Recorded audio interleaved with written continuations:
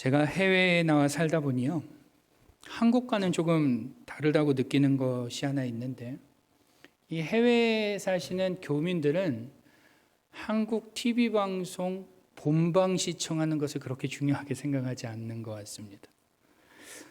아무래도 이곳은 한국과 시차가 정반대다 보니까 한국의 시간에 맞춰서 TV 프로그램을 보는 것 자체가 그렇게 구조적으로 쉽지 않은 것도 있지만, 요즘은 언제든지 틀면 원하는 회차, 원하는 부분을 볼 수 있도록 IPTV가 다 집집마다 있다 보니까 꼭 제 시간에 본방을 보지 않아도 된다고 생각을 하시는 것 같습니다. 그런데 이런 게 없던 시절 집집마다 어떤 일이 일어났는지 한번 기억을 한번 되짚어 보시죠. 예전에 IPTV도 없고 딱 그 시간에 놓치면은 언제 두 번 다시 재방이 있을지 모를 그 당시에는요, 제 기억에는 집집마다 일명 리모컨 쟁탈전이 있었습니다. 기억나시죠? 일일 드라마를 반드시 시청해야 하는 어머니와 그 말도 안 되는 이야기를 한심하게 보고 있을 수 없다는 아버지와의 그 미묘한 긴장감이 날마다 있었습니다. 제 기억에 아버지께서는 대부분 드라마를 반영하는 시간만큼은 가급적이면 어머니에게 TV를 양보하셨던 것 같은데, 지금 생각해 보니 순순히 양보하지는 않으셨던 것 같습니다. 가령 어머니가 보시고자 하는 드라마가 나오는 채널을 딱 돌렸는데, 채널을 돌린다고 하면 안 됩니다. 이제 요즘 아이들은 돌린다는 개념을 모릅니다. 아시죠? 예전 TV는 이렇게 채널을 돌렸지 않습니까? 그런데 채널을 돌렸을 때 드라마가 시작하지 않고 광고를 하고 있으면 아버지가 어떻게 하세요? 재빨리 다시 원하시는 프로그램을 다시 돌립니다. 그럼 이제 어머니는 그러시는 거죠, 옆에서. 시작한다고 빨리 다시 돌리라고 볼멘소리를 하십니다. 드라마가 시작할 때만 그런 건 아닙니다. 끝날 때도 그러죠. 30분 남짓하는 그 드라마를 간신히 참아가며 보고 계시던 아버지가 드라마가 끝나기가 무섭게 어떻게 하세요? 채널을 또 돌립니다. 그러면 어머니가 옆에 계시다 또 뭐라고 하세요? 뭐라고 하시죠? 예고 아직 못 봤는데 돌리면 어떡하냐고. 나 예고 봐야 된다고 다시 돌리라고 소리를 치십니다. 거의 매일 그런 일이 반복됐던 것 같아요. 저 역시 내일 본방을 보면 될 것을 저렇게까지 예고를 보시려고 하나, 어머니가 잘 이해가 되지 않았는데, 좀 커서 보니 예고를 보고 본방을 보는 것과 예고를 보지 않고 본방을 보는 것은 그 재미가 확연히 다르다는 것을 알게 되었습니다. 내용 전부를 알려주지 않고 아주 적절한 것만 보여주면서 본방이 나올 때까지 기대하게 하고, 또 관심을 갖게 하고, 본방이 나올 때 흥미를 배가시키는 이 예고의 효과는 굉장하다고 말할 수 있죠. 이 예고의 효과를 어떻게 하면 잘 표현할 수 있을까 제가 고민하다가 이 예고는 작은 이쑤시개에 손톱만큼 꽂아주는 마트 시식 코너와 같은 거다라는 생각이 들었습니다. 어때요? 그거 먹는 순간 어때요? 본품을 살 수밖에 없는 겁니다. 이게 그 맛을 보는 순간 이건 안 살 수 없는 거예요. 예고가 그렇습니다. 제가 왜 이런 예고 얘기를 하냐면요, 오늘 본문 역시 예고편을 보고 오늘 본문을 보는 것과 예고편을 보지 않고 보는 것은 그 교훈과 가르침이 사뭇 다르기 때문에 그렇습니다. 무슨 말인가 싶으시겠지만 우리 천천히 한번 같이 말씀을 보도록 하겠습니다. 오늘 본문을 보시면 우리가 잘 아는 세 명의 인물이 나옵니다. 첫째로 누가 나오죠?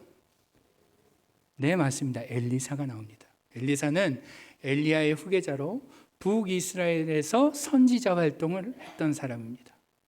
두 번째로 나오는 사람은 누구죠? 누구요? 수넴 여인입니다. 그렇죠? 기타 등등의 인물이 나오지만 중요한 인물만 따지면 수넴 여인이 나와요.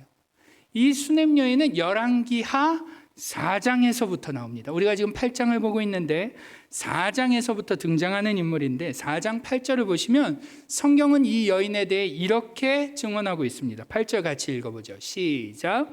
하루는 엘리사가 수넴에 이르렀더니 거기에 한 귀한 여인이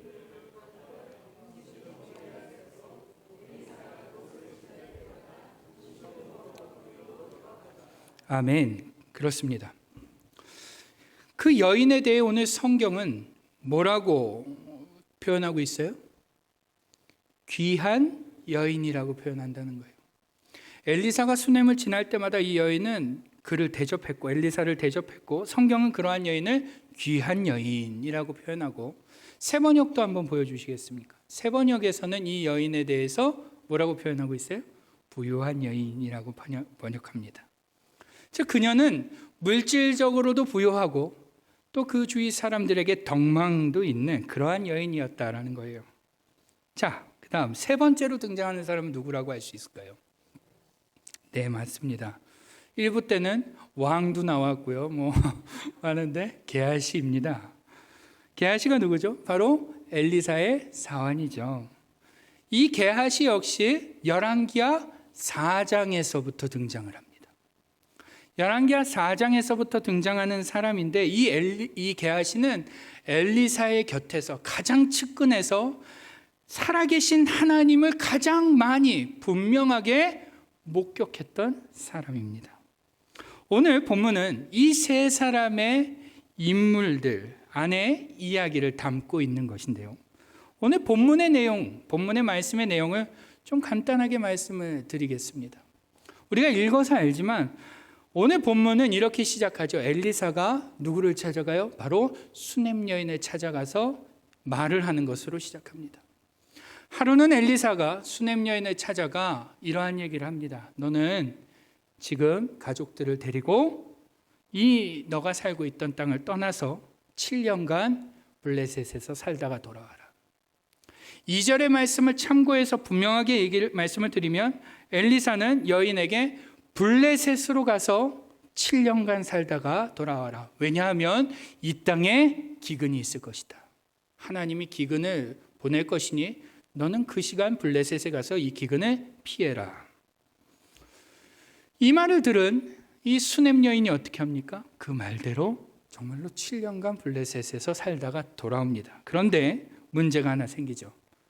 그렇게 돌아오고 났더니 자신의 재산이라고 할 수 있는 것이 다 없게 된 것입니다.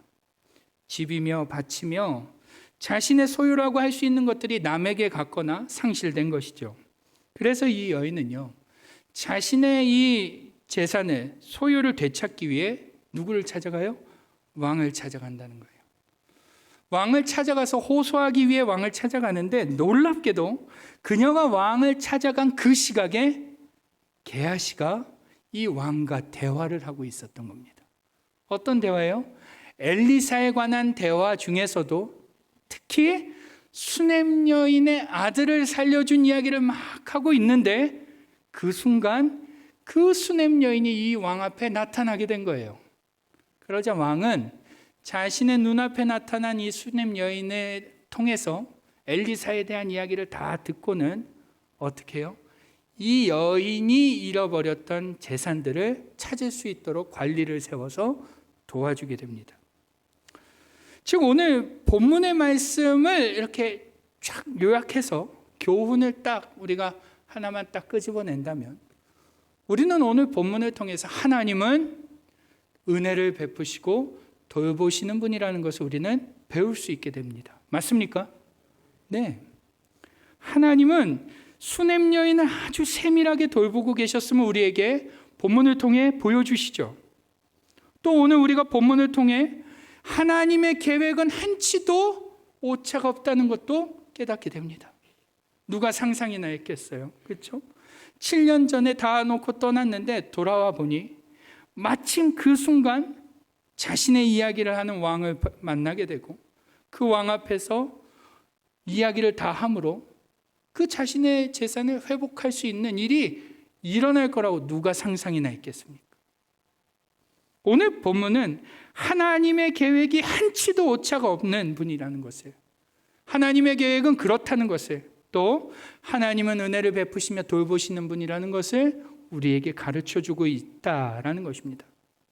그런데 여러분, 이것이 오늘 본문을 통해 우리가 얻을 수 있는 교훈이라고 할 수 있는데 이것이 전부일까요? 그렇지 않다는 것입니다. 오늘 본문의 예고편을 보고 오늘 본문을 보면 우리가 다른 교훈들도 발견할 수 있게 된다라는 거예요. 이해가 되시죠? 그러면 제가 계속해서 예고편 이렇게 말씀드리는데 오늘의 본문의 예고편은 무엇을 말하는 걸까요? 여러분 혹시 오늘 본문 말씀을 읽으면서 조금 이상한 것을 발견하지 못하셨습니까? 성경을 열왕기하 1장부터 이렇게 쭉 읽어오신 분들은 혹시 눈치채셨을 수도 있습니다. 오늘 본문을 읽다 보면 이상한 것이 하나 있어요.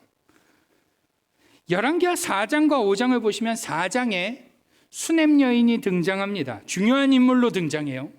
그리고 5장도 보시면 5장에 누가 나오죠? 우리가 잘 아는 나아만 장군과 게하시가 아주 중요한 인물로 등장을 합니다. 특히 5장의 게하시는요, 이 나아만 장군이 가지고 온 예물을 탐을 내어서 거짓말을 하고 은 2달란트와 옷 2벌을 이렇게 착복하여 감춘 일로 인하여, 그리고 이 엘리사가 어디 갔다 왔냐라고 물었을 때 아무 데도 가지 않았다라고 거짓말한 일로 인하여 저주를 받게 됩니다. 우리 한번 그 부분만 같이 읽어볼까요? 5장 27절입니다.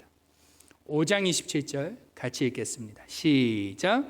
그러므로 나아만의 나병이 내게 들어 내 자손에게 미쳐 영원토록 이르리라 하니 게하시가 그 앞에서 물러나오매 나병이 발하여 눈같이 되었더라. 아멘. 그렇습니다.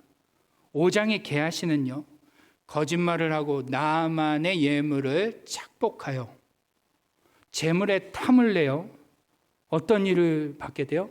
엘리사로부터 저주를 받게 돼요. 근데 잘 보시면 그 저주가 게하시만 받는 게 아니에요. 누구까지 받아요?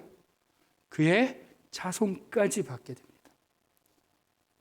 그가 그 저주가 내려지는 순간 성경은 그의 몸이 어떻게 됐대요? 눈같이 하얗게 일어났다라고 해요.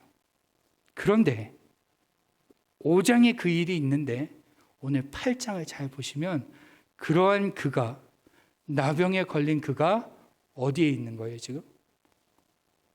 왕궁에 있는 거예요. 이상하죠? 어떻게 나병 걸린 사람이 왕 옆에 있겠어요? 당시 나병 환자는 격리가 됐습니다. 어떻게 해서 이 나병에 걸린 게하시는 왕 옆에 있었을까요? 비밀은 바로 저자가 앞의 사건과 뒤의 사건을 고의적으로 뒤집어서 기록을 하고 있는 거예요. 무슨 말이냐면 나병에 걸린 사건이 앞의 사건이에요? 뒤의 사건이에요? 원래는 뒤의 사건이라는 거예요. 그리고 왕 옆에서 엘리사에 대한 이야기를 해주는 사건은 게하시가 나병에 걸리기 전 사건이라는 거예요. 그런데 저자는 의도적으로 이 앞에 있는 사건을 게하시가 나병에 걸린 다음에 일어난 일처럼 일부러 기록한다는 거예요. 그러면서 한 가지 효과를 기대하고 있는 거죠. 뭐냐면 4장과 5장에 나오는 수넴 여인의 이야기와 게하시의 이야기를 먼저 예고편으로 보여주는 거예요. 그리고 8장에 나오는 사건을 여기에서 알게 된 정보를 가지고 다시 봐라라고 하는 거예요. 이해가 되시나요? 조금 어렵나요? 4장에 보시면 수넴 여인은요, 하나님의 은혜로 받게 된 아들이 죽게 됩니다. 그리고 그 여인은 그 아들을 살릴 길이 하나님께만 있음을 알고 하나님의 사람에게 달려가게 되죠. 수넴 여인이 그러한 사람이라는 정보를 미리 주는 겁니다. 또 5장에 게하시는 어떠한 사람이라고요? 물질에 눈이 멀어서, 탐욕에 눈이 멀어서 거짓말을 하는 사람이라는 정보를 미리 주는 거예요. 그리고선 8장에 와서 오늘 하나님께서 이 수넴 여인과 게하시 안에 어떠한 일을 하는지를 한번 잘 보라라고 가이드를 하고 있는 것이다 라는 거예요.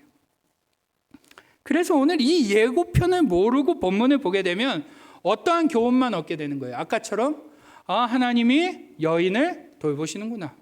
하나님의 계획은 한치의 오차도 없으시구나. 요 정도의 교훈만 알게 된다는 거예요. 그런데 요 예고편을 보고 오늘 본문을 보면 어떠한 걸 깨닫게 돼요? 하나님이 돌보시는 자는 누구인지 알게 되는 거예요. 하나님이 돌보시는 자가 어떠한 사람인지, 또 하나님이 버리시는 자는 어떠한 사람인지 우리가 구체적으로 깨닫게 된다라는 것입니다.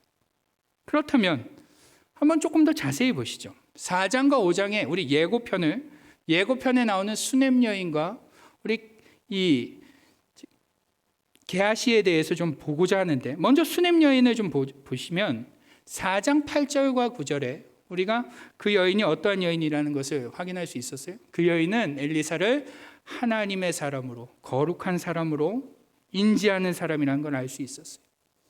또 그녀는 그 엘리사를 자신의 집으로 강권하여 들여서 대접하며, 게다가 자기 집의 방 하나를 엘리사를 위해 꾸밀 정도로 열정적으로 하나님의 사람을 섬겼던 사람이라는 것을 알 수 있습니다. 심지어 방금 전에도 말씀드렸지만 4장에 나오는 수넴 여인은 자기 아들이 죽었을 때 하나님께 소망을 두고 다른 사람을 보지 않고 하나님께 지체 없이 달려갔던, 정말로 하나님께 믿음을 두는 그러한 사람이라는 것을 우리는 4장에서 봤습니다. 예고편을 통해 본 거예요. 그런데 이러한 예고편이 틀리지 않았다는 것을 증명이나 하듯 오늘 본문에 그 수넴 여인의 모습이 고스란히 드러납니다. 오늘 본문 말씀 우리 1절과 2절 말씀을 같이 한번 읽어보겠습니다. 1절 2절 시작.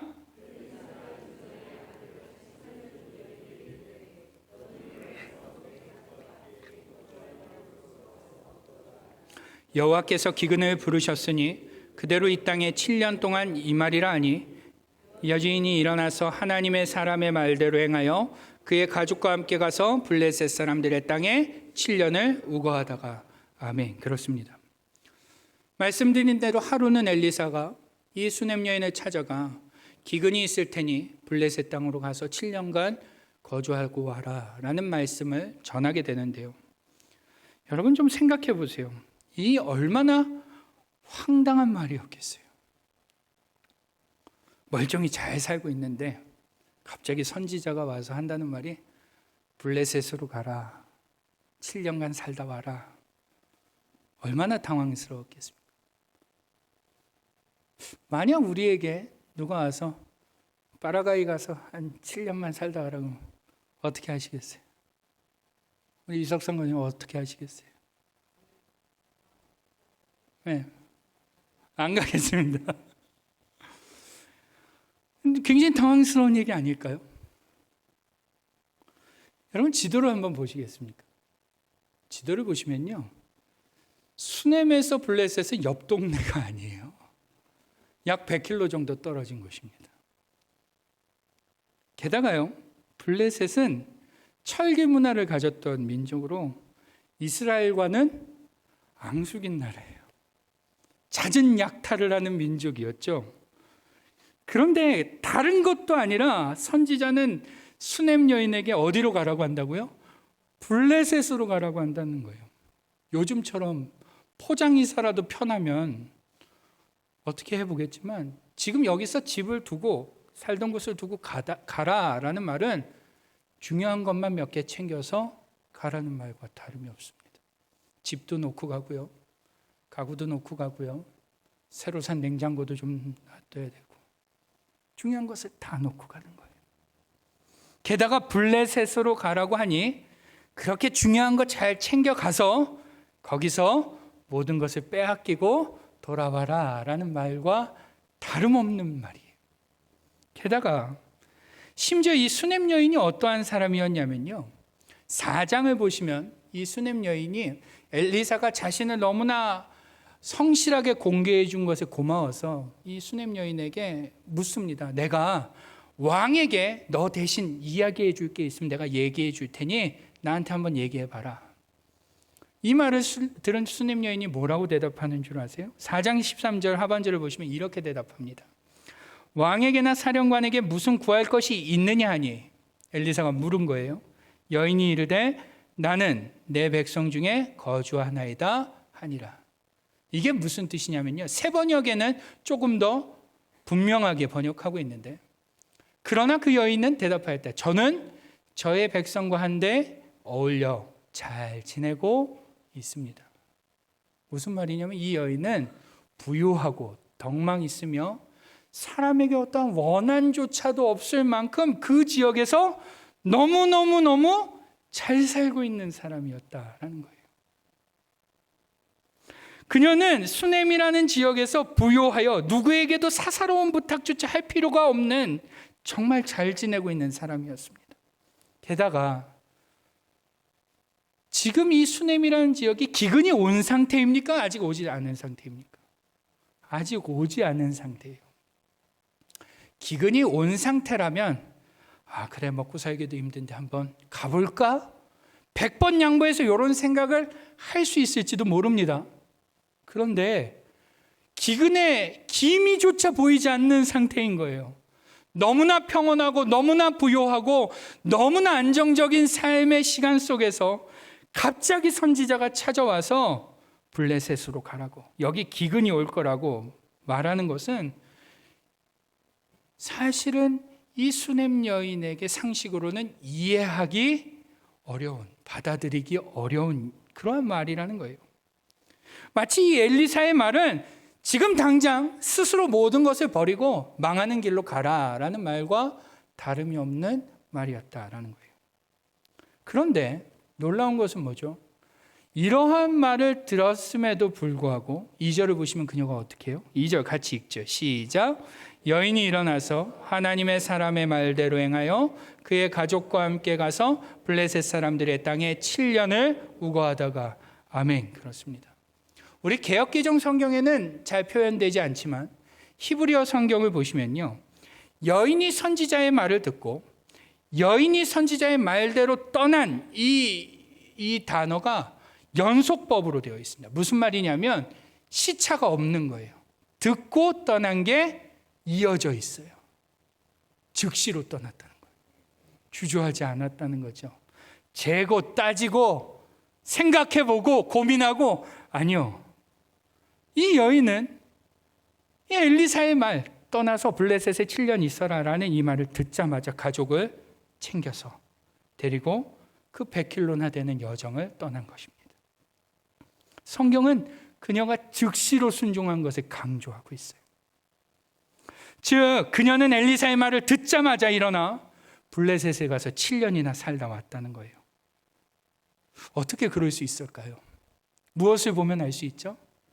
4장의 예고편을 보면 알 수 있는 거예요.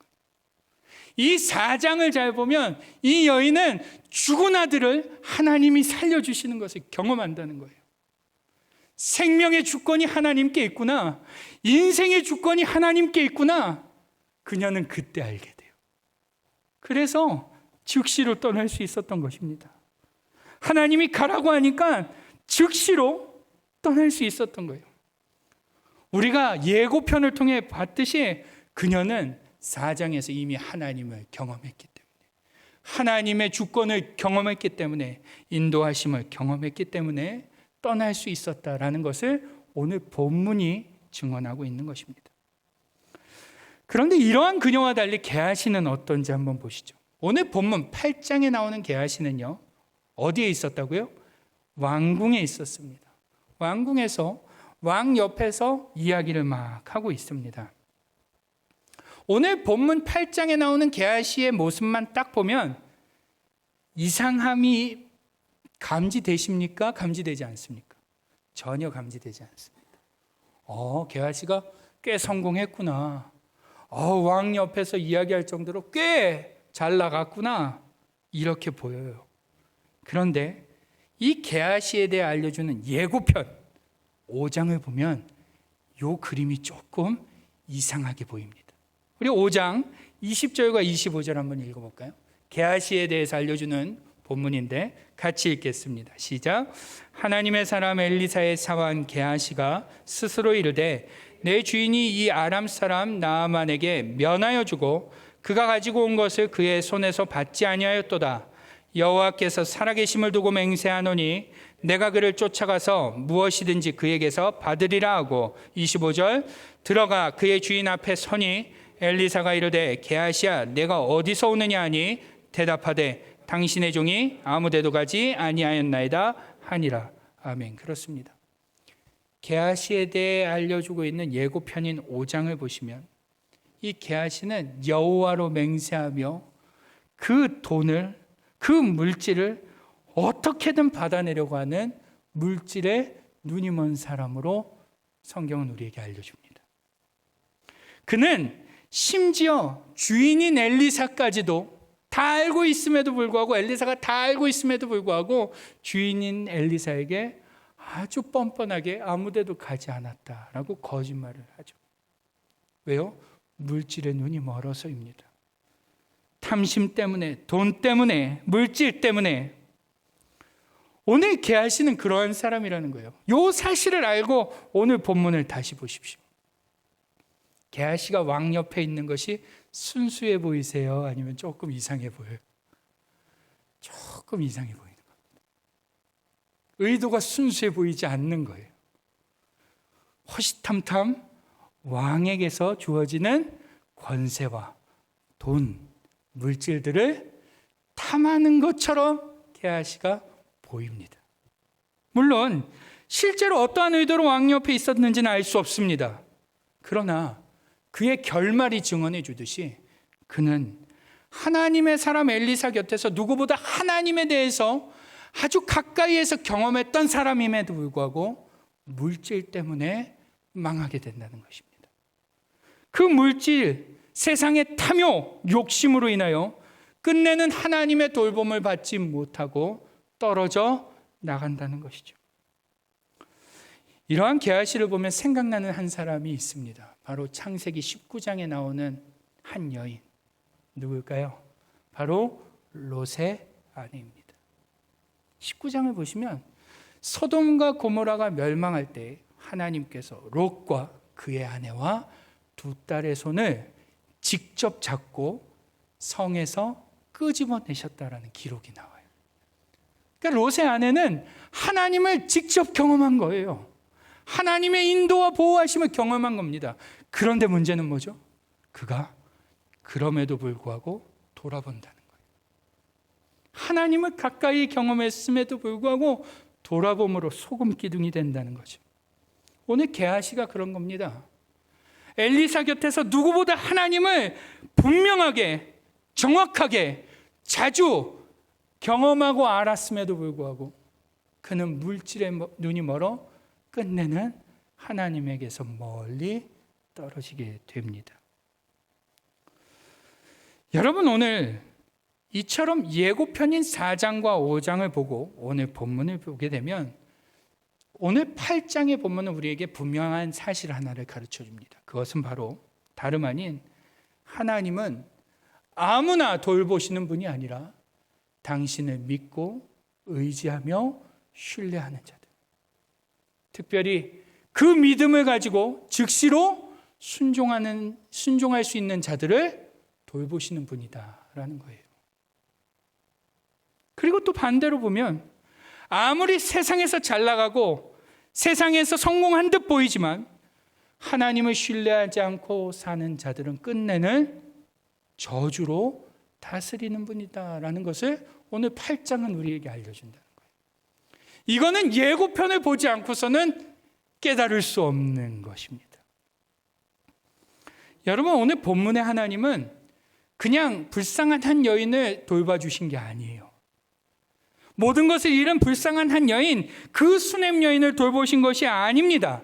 하나님은 오늘 당신을 향하여 신실함을 드러내는 한 사람, 하나님은 당신의 신뢰함으로 즉시로 자신의 전부를 포기할 수 있는 그 한 사람, 하나님은 당신님을 신뢰함으로 멀쩡히 잘 살고 있음에도 불편함을 자처할 수 있는 그 한 사람을 돌보신 거예요. 아무나 돌보는 게 아니라는 거예요. 하나님을 신뢰함으로 이방 땅에서 어떠한 모욕과 위험, 수치를 당할지 모름에도 불구하고 지체 없이 하나님의 말씀에 순종할 수 있는 그 한 사람을 오늘 하나님은 돌보신 것이다 라는 것입니다. 여러분, 오늘 그 한 사람이 우리가 될 수 있기를 바랍니다. 하나님은 아무나 돌보시는 분이 아니세요. 당신님을 향해 그 믿음을 드러내는 한 사람, 삶을 던질 수 있는 한 사람, 소진할 수 있는 한 사람을 기다리고 그들에게 돌봄이라는 은혜를 베푸십니다. 여러분, 우리의 인생의 모든 순간들은 사실 하나님 나라라는 영원한 삶의 예고편에 불과합니다. 우리는 정말로 짧고 짧은 삶을 살죠. 이 삶은 영원한 하나님의 나라, 이 본편에 비하면 정말 잠깐 방영하는 예고편에 지나지 않습니다. 그런데 중요한 것은 하나님은 이 예고편을 어떻게 소모하느냐에 따라 그 본편의 주인공이 되게 하시기도 하고 엑스트라가 되게 하기도 하며 이 본편에서 배제하기도 하신다는 거예요. 우린 이것을 기억해야 합니다. 여러분, 영원한 나라, 그 하나님이 준비하신 본편이 있다는 건 믿으십니까? 믿으세요?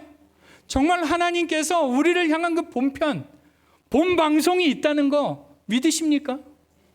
여러분, 이것은 이미 증언되었습니다. 예수님을 통해 증언되었어요. 예수님은 이 땅에 오셔서 많은 날을 계시지 않으셨어요.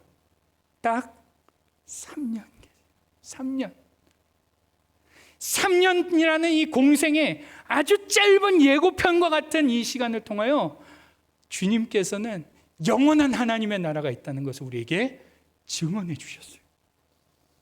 예수님은 그 3년이라는 짧은 예고편과 같은 공생에, 특히 그 가운데서도 십자가에서 죽으시고 부활하시며 승천하심으로 영원한 하나님의 나라라는 본방송이 있다는 것을 우리에게 심어주셨습니다. 예수님은 그 3년의 시간을 통해 우리를 얼마나 사랑하시는지 증명해 주셨고, 예수님은 우리를 위하여 그 3년의 시간을 통해 하늘에 내가 준비해 둘 것이 무엇인지를 가르쳐 주셨습니다. 예수님은 3년이라는 시간 속에서 수많은 백성들을 먹이셨고 치료하셨습니다. 그들에게 행복을 주셨고 즐거움을 알게 해주셨습니다. 예수님은 공생의 3년이라는 이 짧은 예고편을 통하여 하나님의 나라를 맛보게 해주셨어요.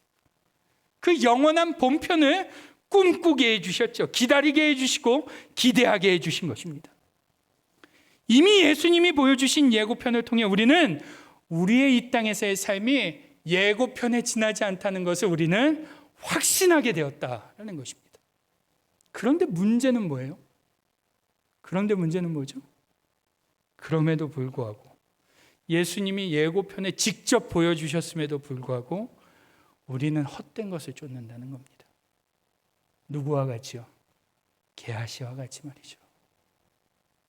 게하시와 같이 헛된 것을 쫓아 살아감으로 영원한 하나님의 나라와는 점점 멀어진다는 거예요. 우리는 그저 예고편과 같은 짧은 우리의 인생을 더 많이 갖고 더 누리고 살고 더 쥐고 살고 더 성공하고 높아지는 것에 급급하여 이 예고편에만 목숨을 거는 삶을 살고 있다는 거예요. 본편이 있음에도 불구하고 말이죠. 그래서 예수님께서는요, 이처럼 어리석은 우리를 향해 이렇게 말씀하세요. 우리 마태복음 7장 6절을 같이 한번 읽어보겠습니다. 시작. 거룩한 것을 개에게 주지 말며 너희 진주를 돼지 앞에 던지지 말라. 그들이 그것을 발로 밟고 돌이켜 너희를 찢어 상하게 할까 염려하라. 아멘. 정말로 값진 것이 무엇인지, 정말로 귀한 것이 무엇인지, 더 낫고 영구한 것이 무엇인지 모르면 누구와 같은 거예요? 개와 돼지와 같다는 거예요. 개와 돼지에게 거룩한 것을 주고 진주를 주는 것이 아무 소용이 없듯이 너희는 정말 중요한 게 무엇인지 알아야 된다는 거예요. 정말 값진 것이 무엇이고 정말 목숨을 걸어야 할 것이 무엇이며 인생이라는 그 짧은 예고편을 소모해야 할 방향이 누구인지 예수님은 분명히 말씀해 주시는 거예요. 여러분, 혹시 우리의 인생이 혹시 게하시와 같지는 않습니까?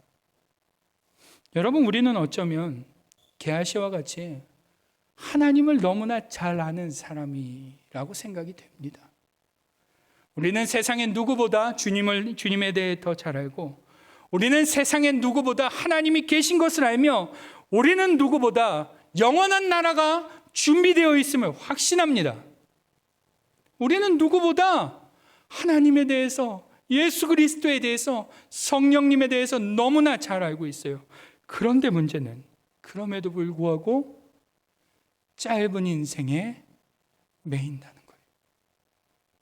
게하시가 누구보다 하나님을 잘 알면서도 물질에 매여갖고 탈락되듯이 우리 역시 영원한 나라, 하나님이 있음을 알면서도 우리는 인생에 매여 가까이 가지 못한다는 것입니다. 여러분, 오늘 우리 주님께서 우리에게 묻고 계세요. 과연 너는 나를 믿고 즉시로 순종할 수 있느냐?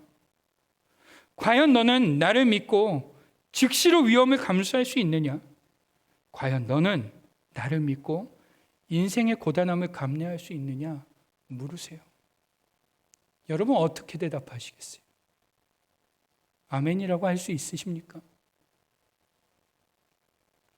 여러분, 이 질문에 예라고 대답할 수 있는 자들만이 하나님의 나라를 유업으로 받게 되는 거예요.